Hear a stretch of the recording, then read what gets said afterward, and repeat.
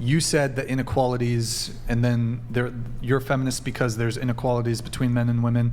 You said that you're a feminist because women are discriminated against. So Parisa, to hear from you first, what are some of the inequalities that you're talking about?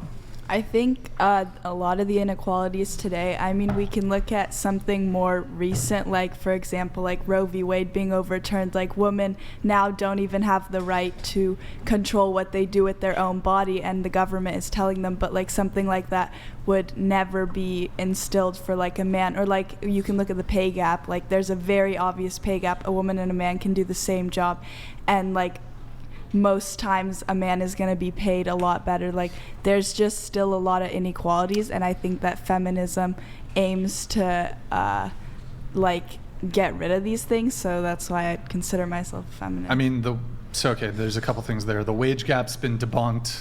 There's no wage gap.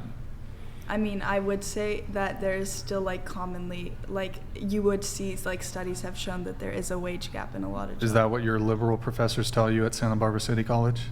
I've just seen things like rhetoric and literature that has proven that point. If you've seen other, probably conducted by feminists that are they've already arrived at their conclusion. I mean, what would you say about Roe v. Wade then? That sure, being I'll adjust that. Well, you said that you're feminist because of inequality between men and women. Now, I don't really want to get into a discussion about abortion, but what I would say is that the abortion discussion has very little to do with equality between men and women, because men don't have an abortion right. Men don't have reproductive rights. So you could actually argue, because men don't have, I mean, this is getting a little bit very specific, but I could make the argument that equality between men and women on the abortion topic would be no women in the United States can get an abortion. That would make it equal between men and women, because a man has no reproductive rights when it comes to abortion. I'm not really interested in having an abortion debate right now, especially because we don't have much time left.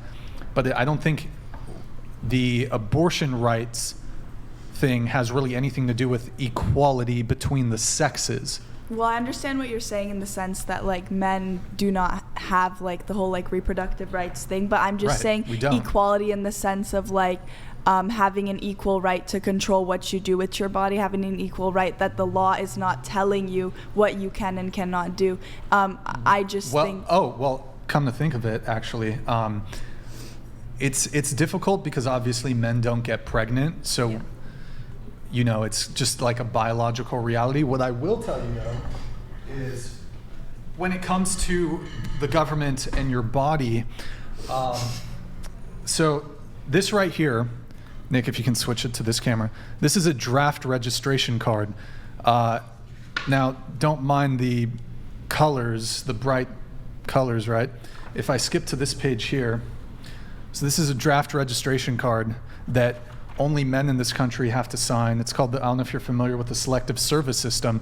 So when it comes to men having control of their bodies, in the event of a war, bear in mind what's going on in Ukraine, bear in mind what's going on in the Middle East right now.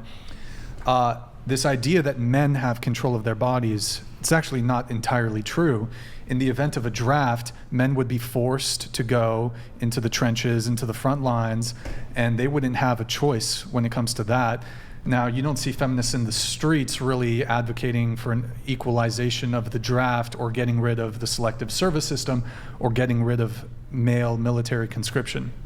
And I think that is a problem with a lot of, like, modern day feminism, is that it doesn't focus on equalizing things, and it has, I'd say I have seen a shift, especially on, like, social media, where feminism has turned into kind of like, I don't know, more so elevating one gender over the other, or, like, trying to, like, point out differences. But I think that it is important for feminism to also focus on, like, these differences or, like, these problems that occur for men too. I would not say that is something that it should not tackle.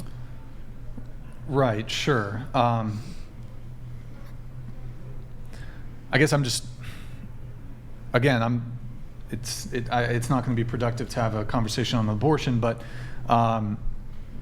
again, I just fail to see when it comes to inequality. So typically when you think of inequality, it would be something like some right or privilege that men have that women don't, but because men don't have any abortion rights because they can't have children, I don't think it's it's a woman's rights issue, but I don't think it's a inequality issue. I just personally see it as that because I see it as an unequal sense of control over your body, because although like the war draft, like you bring that up, which is a great point, and I do think that is that does need to be addressed. I think that the lack of control that not allowing abortion gives to women is very, very different than that, because like in the event of a war, like that's a lot less likely than like a woman needing an abortion for like any reason. I think that like the case of a woman needing an abortion is a lot more like common, just for like right now. I mean, like if you count like what's going on in Ukraine, obviously, but like I'm just saying it's not like every single year that there's a new war happening. I mean, every day. I would argue Europe's been at war for years.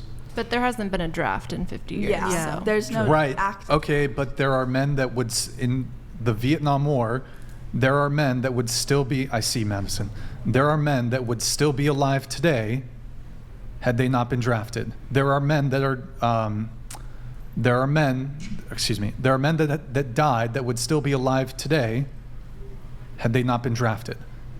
There are men that are alive today that were drafted that are dealing with severe, like either they were a casualty of war, so they had an injury, PTSD. Don't you think women get PTSD from having a baby they don't want to have? Yeah, but are you really comparing getting an abortion to the PTSD that soldiers experience from war? Well, you're comparing PTSD. getting an abortion to the draft. Getting drafted. I would argue that throughout human history, male military conscription is a bigger gender grievance than certainly the abortion grievance.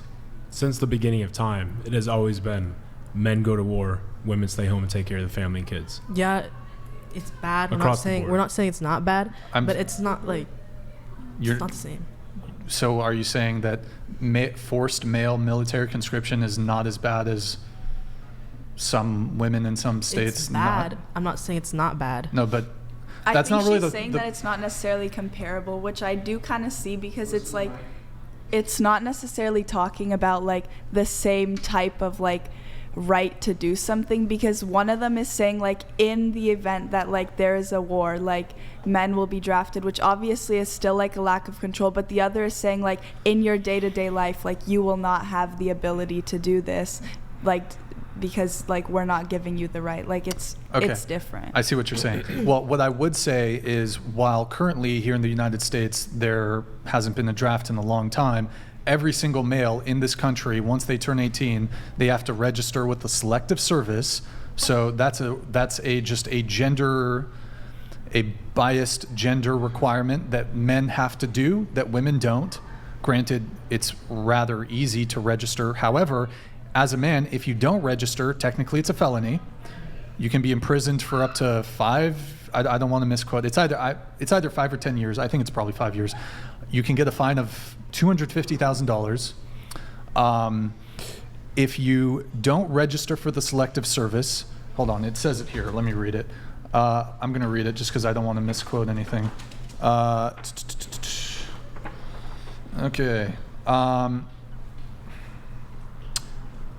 Let's see, hold on. What happens if I don't register? Not registering is a felony. Young men convicted of failure to register may be fined up to $250,000, imprisoned for up to 5 years, or both. In addition to being subject to prosecution, failure to register may cause you to permanently forfeit eligibility for certain benefits. Federal and many state laws require registration age men to be registered with selective service to remain eligible for applying for the following benefits. So as a guy, if you don't register for the selective service, it might bar you for life from receiving student financial aid, certain government jobs, government employment, employment with the U.S. Postal Service, job training, and U.S. citizenship for male immigrants. Ninja Smoke donated $99. Men have no choice in war. That's true.